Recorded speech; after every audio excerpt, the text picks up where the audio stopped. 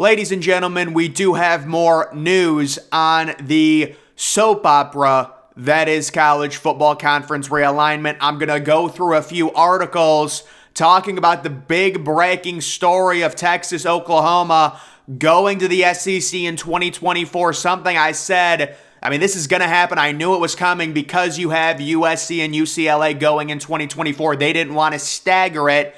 Now it's a lot more aligned in terms of both the Big Ten and the SEC expanding. What's going on there? What is the Big 12 getting in return for Texas and Oklahoma leaving early? We're going to talk about that. And then we do have some stuff on the Pac-12, possibly looking at SMU and San Diego State and really struggling with a TV deal, reportedly really not going anywhere. A lot of the Pac-12 schools very frustrated with that. We could see that conference have some major turmoil if they're not able to work something out. And there is speculation that the Pac-12 might accept a mainly streaming offer where it would be like Amazon Prime or one of the streaming services, getting most of the big Pac-12 games. But first, guys, let's take a look at what this is. It says Texas and Oklahoma will leave behind $50 million each.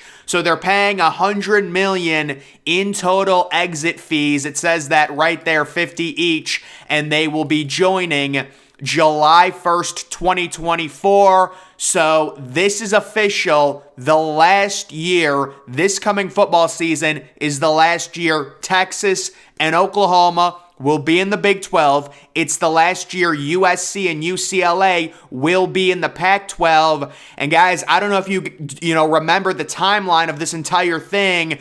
There were some weird rumors that came out after it was announced that USC and UCLA were going in 2024. I said, it only makes sense that Texas and Oklahoma and the SEC speed up that timeline so we get a clean break and a clean transfer of power within college football instead of staggering it where you've got the Big Ten getting more schools in 2024 and the SEC waiting until 2025. Then a weird report comes out that says, no, it's not happening. The Big 12's not giving it up. But now I think we're seeing the Big 12 saying, listen, we can either lose Texas and Oklahoma for nothing, or we can lose them just 1 year early and get $100 million in the exit fees based off of the contracts. And obviously, if they don't want to be in the conference, you're not going to hold them against their will. Take all the fees that they were going to pay originally because they are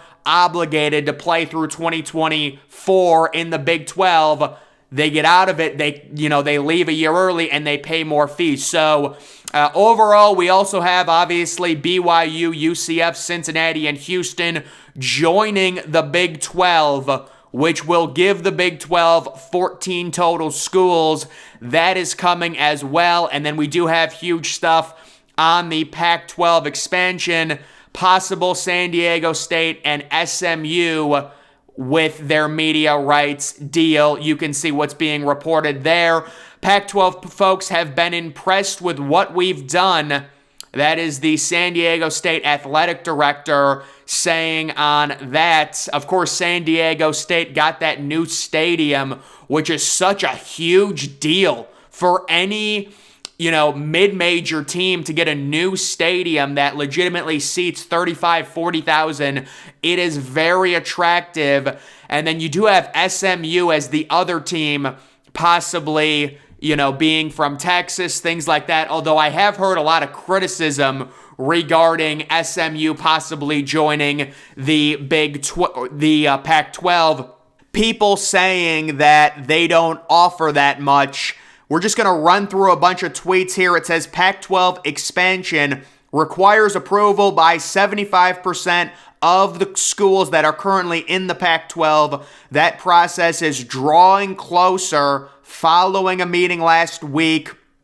And then it talks about what we need to know about San Diego State and SMU, which are the two top targets according to sources for the Pac-12. There you can see the overall map of a potential Pac-12 with the losses of USC, UCLA, while also gaining San Diego State there over on the West Coast, along with SMU. That would be the Pac-12 getting into Texas.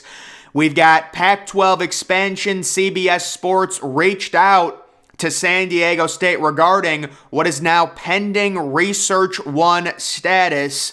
This is the reply from the San Diego State president on that situation. So this just more illustrates the Pac-12 seemingly very interested in San Diego State. Again, this was mainly reported over the summer that it was always going to be San Diego State. If they did officially lose schools, they would try and replace them with San Diego State and possibly SMU. I know Boise State was another team that was thrown around as a potential partner with San Diego State to join the Pac-12 conference. If the Pac-12 needs SMU and San Diego State to enhance the value of its TV deal, and it looks that way, what does it say about the value of the existing 10? So we've got a lot of infighting going on right now within the Pac-12. Their TV deal, their evaluation is apparently not very good. And you've got some of these teams angry at the Pac-12 commissioner. There's reports that they want to vote him out, actually. So it's pretty ugly right now within the Pac-12. You're looking at maybe $35 million a year per school in a potential new TV deal. For comparison, you've got USC and Oregon probably getting around $100 million per year when that massive mega deal kicks in with the Big Ten. Remember, the Big Ten doing the whole Big Noon. Then you've got the 3:30 game on CBS, and then they've got the NBC 7:30 game. The Big Ten has absolutely hit it out of the park. And then there is also an interesting situation regarding the Big Ten, Kevin Warren leaving. How does that change things? Because, guys, remember, Kevin Warren came out and said, listen, I want a West Wing. I want Oregon and Washington. I'm sure Oregon and Washington would be absolutely more than happy to join the Big Ten if this is the type of evaluation, $36 million or whatever it is per school for the existing 10 in the Pac-12. But the question now with Kevin Warren gone, and I'm not this big Kevin Warren fan, I think the way he handled the pandemic, the social justice warrioring during it was horrible. The Big Ten got screwed. They only played 8 games. But say what you want about Kevin Warren, he gets stuff done. And the Bears hired him to build a new stadium, and it'll just be interesting to see how that whole thing shakes out. My official prediction on what happens with the Pac-12 expansion, look at this, major player, Amazon, getting big rights to the Pac-12 in this prediction, $250 million. ESPN gets a few games. CBS gets a few games. It's $400 million per year, $36 million per year for the existing 10. And then SMU and San Diego State would both be at $20 million. Crazy scenario. Pac-12 gets a bad TV deal but stays intact. Big 12 takes San Diego State and Boise State football combined with Gonzaga basketball, holds at 14, and awaits ACC poaching. And of course, the ACC poaching would be in regards to the SEC creating a 20-team super conference by taking Clemson, Florida State, maybe Miami, and others. And then it would be the Big Ten officially building their West Wing, getting to that 20-team super conference, which would mainly entitle Washington, Oregon, possibly Stanford and California, maybe, mainly Stanford and California due to the academics and things like that. Pac-12 still doesn't have a new TV deal in place. So sources tell The Athletic a lack of bidders and the Big 12 jumping in line may result in less money than the Pac-12 envisioned, plus the latest on the Pac-12 expansion and Oklahoma, Texas early exit. So that's the big news right now.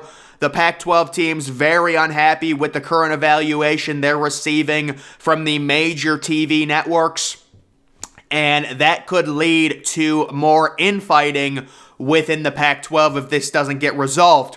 The Pac-12 needs to become the Pac-10 or go all in on expansion and add the best football brands in the West.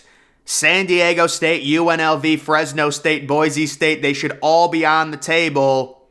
And then Kansas State, Oklahoma, they're trying to poach Big 12 teams there as well. So, yeah, to me, I don't see how UNLV moves the needle. You can say it's the Vegas market, and I understand it. The problem is UNLV at this point in time, in the year 2023, they've got a severe lack of fans. They've got a horrible football program.